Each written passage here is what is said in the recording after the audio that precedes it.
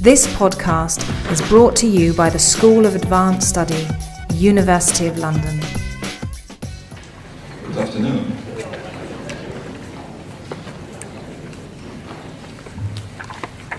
Alessandro Valignano, the visitor to the Jesuit missionary enterprise in Far East, requested from Superior General Claudia Aquaviva to send him back for Japanese seminarians between 600 and 800 copies of Lactantius, an early Christian poet and the author of the Divine Institutes, which Valignano himself annotated. The first text that Valignano's novice, Matteo Ricci, wrote to his literati audience in China was a treatise on friendship, an imitation of Cicero de Amicizia. The first book published by the first printing press of the Jesuit Roman College, where Ricci was trained, was Martialis's Epigrams, a pagan classic. It was edited by the Jesuit André de Freusius, who was born around 1510, who, along with Hieronimo Nadal and Peter Canisius, was part of the first group to found the first Jesuit school in Messina. If these names sound too exotic to this audience, let's move in space closer to England. Robert Southwell, a poet and Elizabethan martyr, wrote in Latin before he wrote in English. His companion in martyrdom, Edmund Campion, was the author of several tragedies in Latin, which he composed during his tenure as a teacher of rhetoric at the Jesuit College in Prague. Classical tragedies of Seneca were translated into English by a 16th century English Jesuit poet, Jasper Heywood. Gerard Manley Hopkins, the Victorian Jesuit poet and professor of classics, was the author of an English translation of Cicero's On Duty. These few examples testify to the prominent role classical literature played in the formation of Jesuit identity. This identity developed over time and was marked by a new ministry of educating youth that the Jesuits undertook after the foundation of the first school in Messina in 1548. As John W. O'Malley argued in his The First Jesuits, this ministry was not considered by Ignatius of Loyola and his companions in the first decade after the establishment of the order in 1540 as the foundation document, so-called Formula Instituti, the papal approval bulls, and the Jesuit practice clearly indicates. Indeed, the first Jesuits lacked major interest in the broader culture of the age and in strictly academic teaching. In contrast to the portrayal of Loyola as humanist in some contemporary acritical scholarship, he had little interest in the culture of Athens. Indeed, the very purpose of the group Ignatius gathered during his studies in Paris was the apostolate with Muslims in the Holy Land. Only the impossibility of traveling from Venice due to the war the Serenissima was waging against the Ottoman Empire in the late 1530s made that plan unachievable. The cult of Loyola, the founder, and the promotion of his imitation as the pattern of Jesuit life, especially by his close collaborators such as Juan Alfonso de Polanco, Hieronimo Nadal, Pedro de Ribadeneira, and Luis Gonçalves da Câmara, may have negatively affected the engagement of the first Jesuits with contemporary culture and academic teaching. Among the first Jesuits, there were well-trained theologians such as Alfonso Salmerón, Diego Laínez, and Pierre Fabre, but their learning was characterized more by a good or even excellent scholastic knowledge of Scripture, the Church Fathers in the original language, and theology than by subtlety or originality of thought and philosophical theological reflection which would become more characteristic of Francisco de Toledo, Gabriel Vázquez, Francisco Suárez, Leonard Lessius, Juan de Mariana, or Luis de Molina of the next generation. Although Laínez and Favre were appointed by the Pope to lecture at La Sapienza University in Rome as early as in 1537, before the official recognition of the society, they never dedicated themselves to their academic positions on a full-time basis. The first Jesuits had been so seriously engaged in preaching, confessing, and visiting the sick, and they spent so much time on traveling that they barely had time for anything else. As Alfonso Salmerón, one of the first 10, made it very clear, and I quote, "Our vocation is not ordered to undertaking professorships or ordinary lectureships in the universities." Unquote. The first Jesuits' lack of time for academic interest resulted in their need for compedia, as succinct and as comprehensive as possible for practical use and not for academic speculation. Laínez wrote a compendium of catechism for children during his mission in Parma in 1540. Loyola commissioned the same Laínez to produce the first Jesuit compendium on theology, but it was never completed. The second compendium commissioned by Ignatius was Polanco's Directory for Confessors, completed but lacking the sophistication that marked the Dominican school of Salamanca, and was to mark the next Jesuit generation, whose many illustrious representatives studied under Domingo de Soto. This does not mean that the first Jesuits were totally resistant to other non-scholastic approaches, such as Renaissance humanism. To the contrary, the latter became a means by which Polanco and Nadal, who were well trained in theology and familiar with Renaissance humanism, translated into an institutional framework for the new religious order, the charisma of Ignatius, whose contact with the classical tradition was rather rudimentary.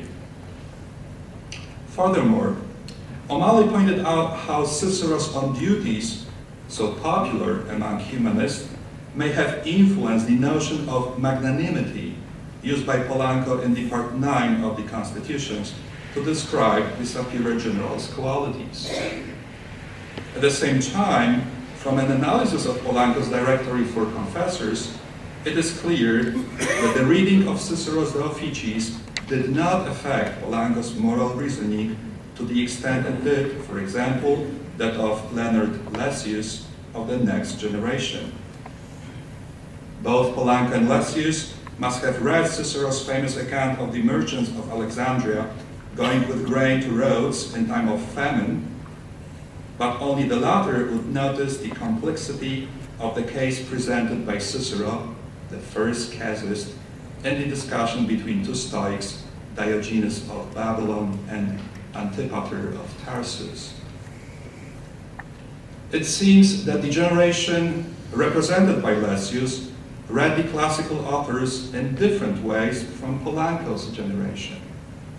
The latter did it as part of the medieval academic curriculum focused on training in logic and dialectics, but not in literature.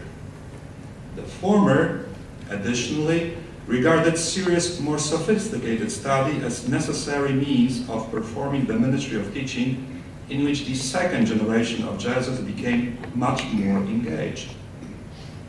As Aldo Scaglione put it eloquently in his The Liberal Arts and the Jesuit College System, and I quote, "The second generation of Jesuits, that of Pedro Perpignan, the Belgian Del Rio, Juan Bonifacio, Edmund Campion, and André Scott, became deeply imbued with Italian humanism and was prone to look on the humanities with much greater understanding and even a sort of worldly passion." Unquote. Although the decision to engage in educating youth may have been the result of Loyola's dependence on the wealthy and powerful rather than a premeditated plan, the process of incorporating teaching into the Jesuit original ministries after 1548 and its consequent preeminence received his blessing and was later earnestly promoted by Ignatius' secretary Polanco. The ardent promotion of frequent sacramental confession, the primary ministry for the first Jesuits, and the powerful tradition of lectures on cases of conscience to train good confessors, combined with the teaching of classical rhetoric, created an alliance that dramatically changed the engagements of the Jesuits in educating boys. The education of the youth required from Jesuit schoolmasters a serious and systematic engagement with Greco-Roman culture, called in the Jesuit constitutions spoils of Egypt, in which they would have found important elements akin to their spirituality, especially Ciceronian humanitas and civiltà, along with the rhetorical principle of accommodation. This new requirement soon sparked a fascination with the classics, similar to that which characterized earlier Renaissance humanists. Paul Grandler evocatively pointed out that, and I quote, "Nothing so marked the difference between the Middle Ages and the Renaissance as the revival of classical rhetoric. Medieval scholars had placed grammar and logic at the center of learning and expression. They had little interest in the whole of classical Latin rhetoric and ignored its cultural associations." Unquote. A revolutionary shift in Jesuit ministry of education did occur, for the Jesuits understood very well these cultural associations of rhetoric. The most authoritative document in which the Jesuits assigned rhetoric the preeminent role in the codification of the pedagogy, the Ratio Studiorum, the final edition 1599. The document is a collection of task descriptions for those in the Society of Jesus responsible for the ministry of education, beginning with the superior provincial and going down through the assistant's ladder to explain the duties of the student. It describes every class of the program, from the lower classes of liberal arts up to higher classes in scripture, theology, and cases of conscience. The ministry of education, though through which the Jesuits came to a closer and more systematic contact with the classical tradition, is considered principal in the Ratio. The very first paragraph of the text states, and I quote, "It is the principal ministry of the Society of Jesus to educate youth in every branch of knowledge that is in keeping with its institute. Therefore, the superior provincial should provide as many permanent teachers of grammar and rhetoric as possible. He should encourage them to devote themselves entirely to this apostolate, which is so beneficial in the service of God. It will be advantageous to receive into the society men who seem specifically fitted to such work, for such work. The condition of their acceptance will be their willingness to dedicate their whole life to the service of God by teaching grammar or the humanities." Unquote. Paul Grandler reminds us that very few Jesuit schools went beyond the last or fifth class of rhetoric. To study logic, philosophy, theology, and Hebrew, the students would have enrolled at the Roman College or at other universities. It follows that the majority of students trained by the Jesuits received a more humanistic than philosophical or theological training. This humanistic tradition was rooted in the fascination with Cicero. In the rules of the teacher of rhetoric, the main authors recommended are Cicero and Aristotle, and I quote, "Cicero is to be the one model of style, though the best historians and poets are to be sampled. All Cicero's works are appropriate models of style. Only Cicero is to be taken for orations and both Cicero and Aristotle for the precepts of rhetoric. The special role of Cicero is also patent in the class of humanities, and I quote, "Knowledge in the language involves correctness of expression and ample vocabulary, and these are to be developed in daily readings in the works of Cicero, especially those that contain reflections on the standards of right living." The Ratio advises the Master of Humanities that the pupils have to spend their time in such exercises, choosing phrases from previously read passages and expressing them in different ways, reconstructing a passage from Cicero that had been disarranged for that purpose. Unquote. The familiarity with Cicero continued in the highest grammar class, where the reading matter in prose in the first semester will be taken from the more important of Cicero's letters, ad familiares, ad apticum, ad quintum fratrem, and in the second semester is the Amicitia, the Synecdoche, Paradoxa, and the like.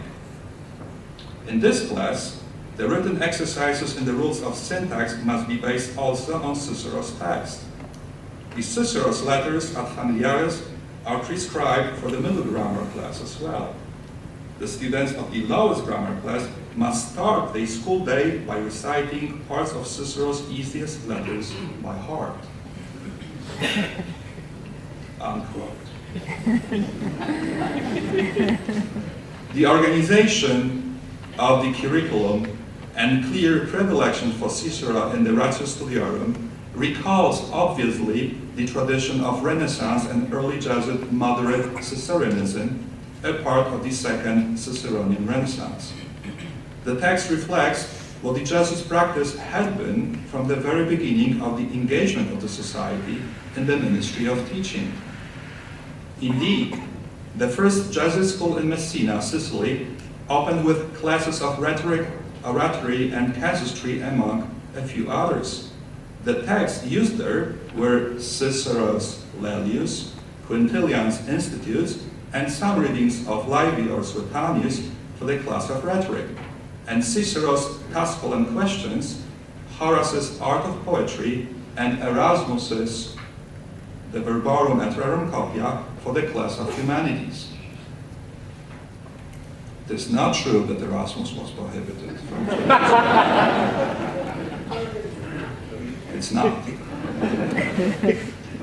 The second generation of Jesuits became more attracted to the figure of Cicero, who combined the civic duties intended as service to humanitas and his strong inclination to academic speculation, which was aimed, following the peripatetic tradition, to solve practical problems of life by discussing probable reasons supporting or contrasting moral choices. The Jesuits did not necessarily follow Cicero's solutions of moral doubts, but the Roman rhetorician became for them a gateway to the ancient tradition of rhetoric and casuistry.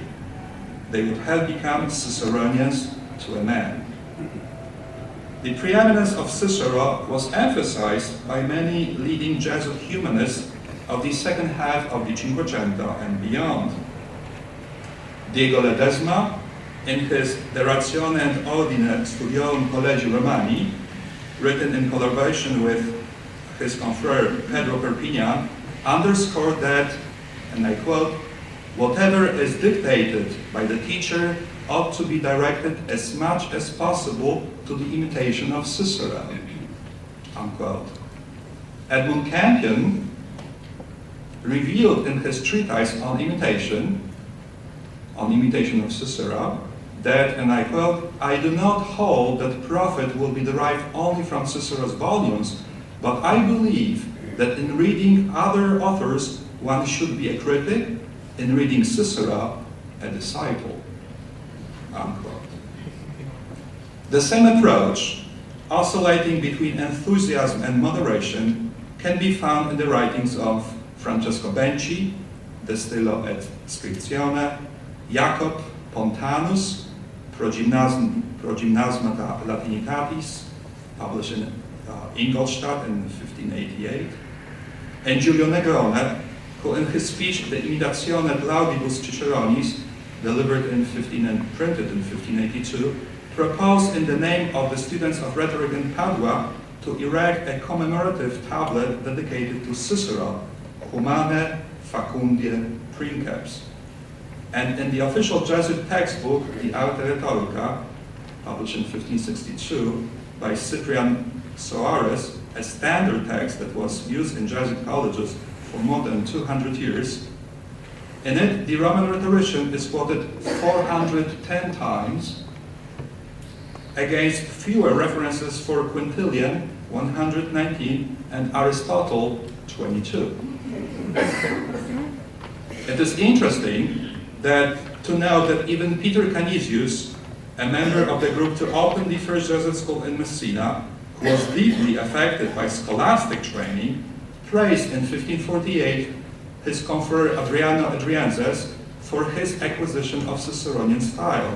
And I quote, "I am happy about the change of your style, my brother Adrian, that I want to consider excellent among Ciceronians," unquote, which echoes Erasmus's Ciceronianus, in which he stated, "It is not great to speak like a grammarian, but it is divine to speak like Cicero."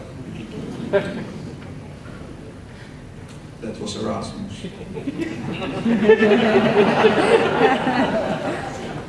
The Jesuit participation in the discussion of the imitation of Cicero indicates their strong ties with Renaissance humanism and the contemporary culture. The 15th and 16th centuries witnessed a heated debate among European humanists over the role of the Roman rhetorician.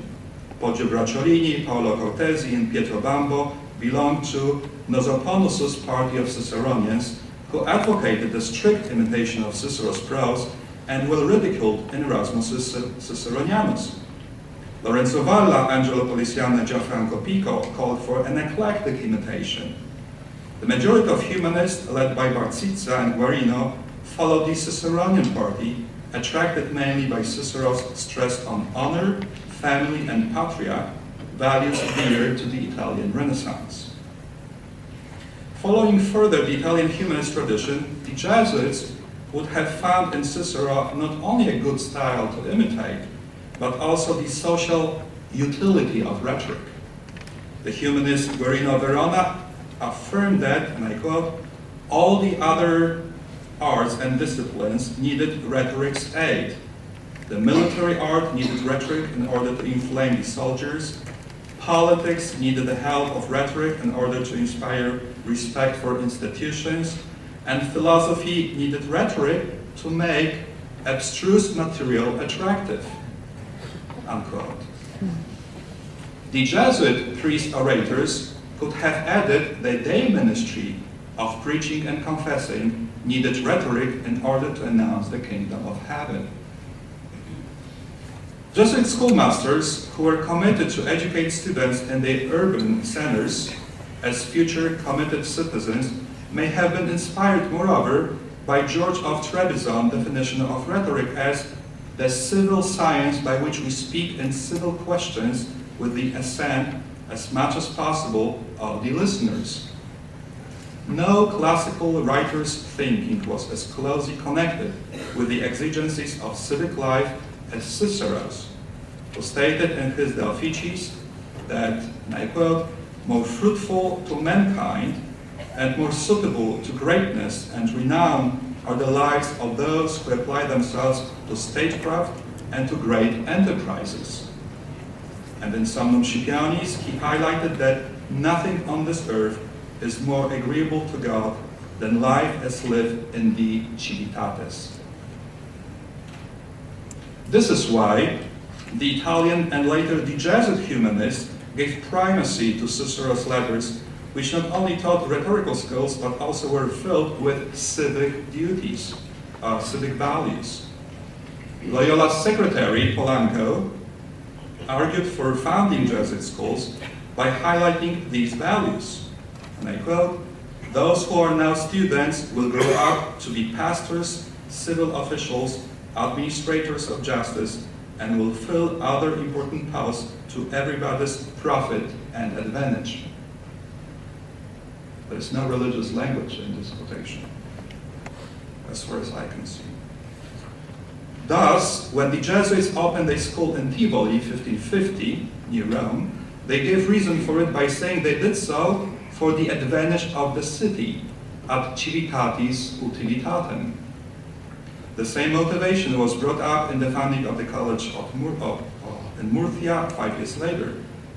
In his dedication to the Tullianarum Questionum de Instauranda Ciceronis Limitatione, André Scott wrote to his compatriot senators that they are two valuable things in a republic: a good education of youth and eloquence, because without that early education, no one can become an orator in order to appease the civil discourse, reunite the separated, and narrate the glory of the fathers. Unquote.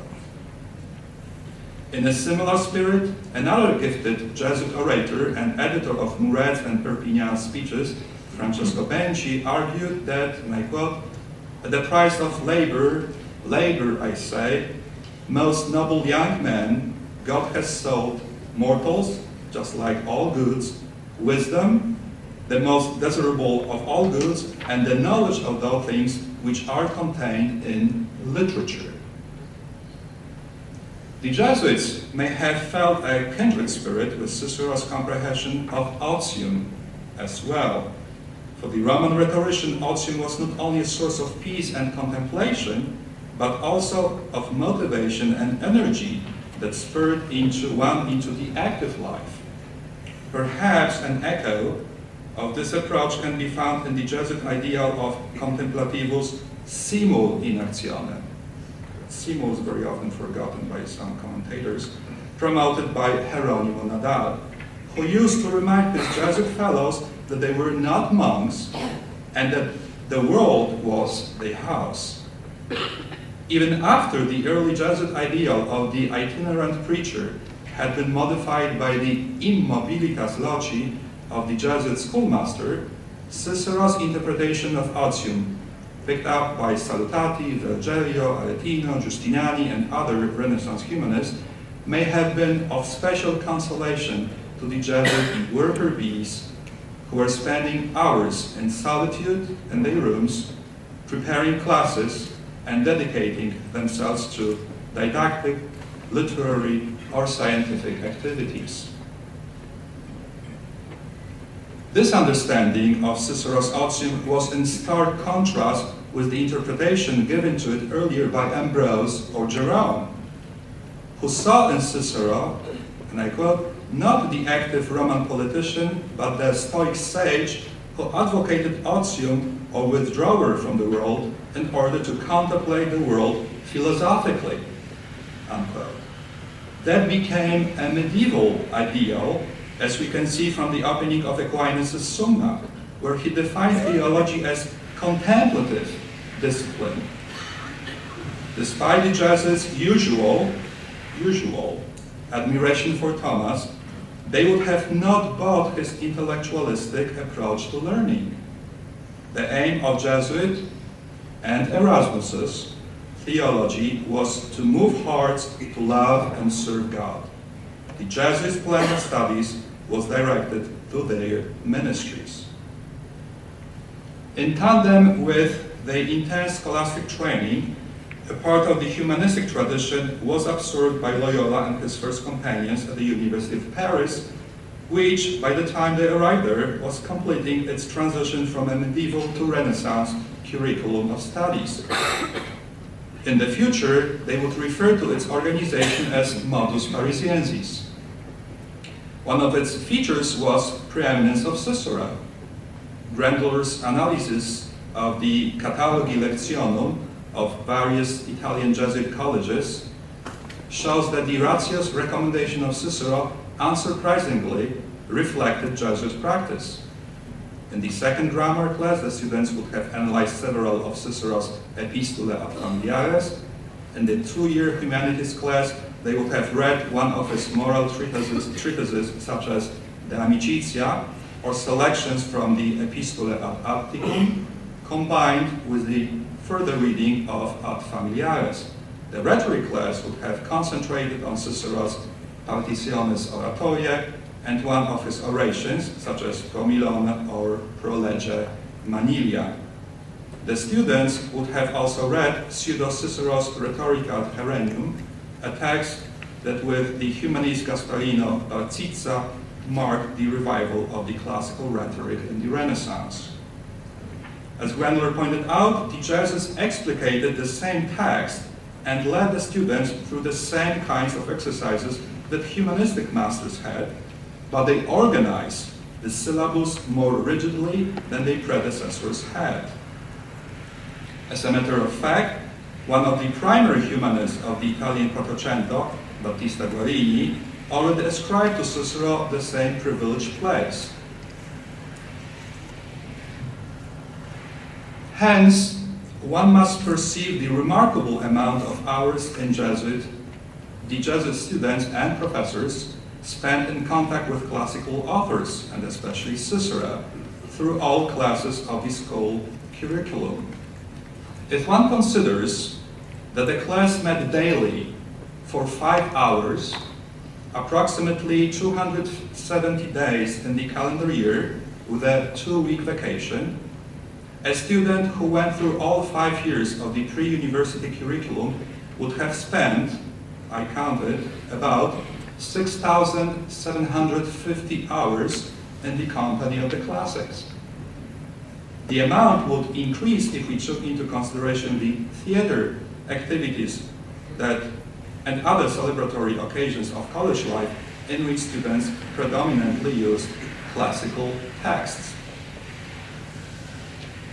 In sheer contrast with Calvinist schools appears the place not assigned by the Jesuits ratio to the study of the Bible and church fathers, who, albeit not explicitly excluded, were not part of the curriculum. Indeed, the ratio quotes the Bible and church fathers only once in the chapter on the prefect of studies and professor of sacred scripture, so presumably he was using the Bible, against Cicero, who is mentioned in the text at least 33 times. Interestingly, it is hard to find biblical quotations in Jesuit humanistic speeches by Perpignan, Benci, or Negrone.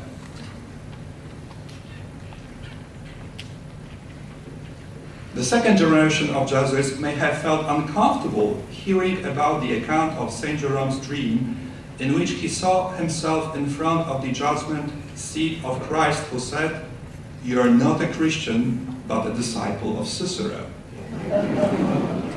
No Jesuit would have repeated Jerome's prayer, "Lord, if ever again I possess worldly books or read them, I have denied you." The French philosopher and the Jesuit pupil Michel de Montaigne was right then in stating that the Jesuit education system was a part of a long-running renaissance for which the classical literature played a pivotal role. The predominant presence of Greco-Roman culture in the Jesuit education system, and which became an integral part of Jesuit identity, resulted not only in the imitation of classical authors, but also in significant and robust original Jesuit production, especially in Latin. Contrary to the unfounded criticism of Jesuit training in Latin by the French philosophers, notably by D'Alembert in his Encyclopédie, the Jesuits had a creative, flexible, and dialogic impact on contemporary European society, science, and culture, and on other cultures. The erudite, mentioned before several times, Bibliotheca Selecta, published in 1593 by Antonio Posselino, and Juan José Eguiara y Eguren's Bibliotheca Mexicana, not mentioned before, published in 1755, are its iconic examples. Despite of the dispersion of Jesuit libraries, as we have heard this morning, by the Jesuit suppression in the 18th century, scholars have been able to recover a vigorous corpus of longer and shorter poems, ingenious emblems, school dialogues and plays, orations, manuals of grammar, editions of classical authors, poetic exercises, and inscriptions. Several Jesuits became celebrated and admired Latin poets. Jakob Balde was called the Alsatian Horace, and Maciej Kazimierz Sobiewski the Christian Horace. Jakob Biedermann became famous for his original adaptation of Ovidian genre of Heroides for Christian purposes, and Sidronius Hosius is listed as one of the most famous Flemish poets. The quality of Jesuit works in Latin was recognized by contemporary publishers. They were not afraid to commit to publish some voluminous works. Jacques Vanier's Predium Rusticum, published in 1730, was written in 16 books, and Niccolò Giannetasio's poetry was published in a big 3-volume set in 1715. Or to reprint them several times. Hermann Hugo's Pia Desideria, published for the first time in 1624, had 44 editions, and Jeremias Drexel's Emblem collections had 239 editions. Just as Jesuit missionaries and artists blended various cultures and styles to encourage the reception of their message, so did Jesuit poets. They were able to employ all kinds of literary styles and prove their awareness of various philosophical approaches in Roman literature. Benedict Rogacci, for example, combined elements of Virgil and, less expectedly, of Lucretius in his Euthymia seu de tranquillitate animi, published in Rome in 1690. Francesco Savastano's poem on botany, published in Naples in 1712, is an example of double-cross hybrid of Virgil and Ovid. Jakob Biedermann borrowed from both Seneca and Lipsius in his Cenodoxus, published in Augsburg in 1602. Hybridization characterized also other prominent playwrights, such as Miguel Venegas, Pedro Pablo Abecedo, Stefano Tucci, and Jacob Maassen. The Jesuits used the elevated Latin not only to write poetry or tragedies as an expression of their facile interaction with Roman literature, but they also used the ability to compose Latin verses to engage in dialogue with contemporary fields of politics, science, history, or geography. José de Anchieta discussed the political and religious situation in Brazil in his De Gestis Mendi de Sá, published in 1563. Andreas Scotus, in his Cursus Mathematicus, described 25 different mathematical disciplines. Roger Boscovich wrote a poem on eclipses in 5 books, published in London in 1760. Carlo Nocetti published several meteorological poems. Orazio Borgondio composed Arcadian Latin poems on mechanical motion. No less important was Jesuit contributions to the knowledge of history. Some engaged in writing their national histories. Matthäus Rader wrote a history of Bavaria, Bavaria Sancta, published in Munich, 1615. Bohuslav Balbin, the one of Bohemia, Epitome Rerum Bohemicarum, published in 1677. Jan Skorski, in his national epos Lecus, published in 1745, explored the mythical origins of Poland. And José Manuel Paramas narrated the colonization of the New World in his De Invento Novo Orbe Inductoque Illud Christi Sacrificio, published in 1777. Others employed Latin in writing Jesuit histories. Francesco Benci told the story of Jesuit martyrs in India in his epos Quinque Martyres. The story of the Paraguay missions is present in Jacques Vanier's Predium Rusticum, published 1707, and Jose Mariano de Iturriaga wrote about the Jesuit missions in Baja California in his Californias published in 1734.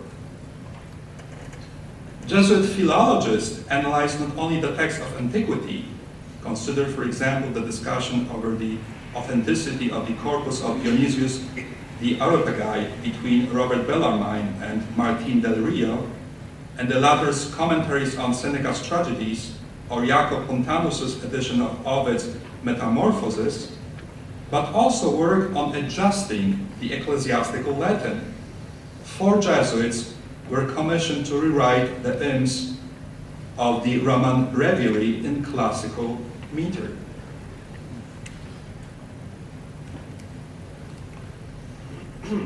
Now, I could spend an entire day here citing the contributions of the Jesuits to the Neo-Latin culture of Europe, Asia, and the Americas, but I am constrained by the limits of time. I hope, though, that in those few minutes I was able to remind this audience how important the classical literature was to the Jesuit educational enterprise and how significant was the impact of Jesuit Latinity on their contemporary culture as a result of the Jesuit systematic engagement with classics, which in turn resulted from their decision to thoroughly dedicate themselves to the ministry of teaching. Thank you.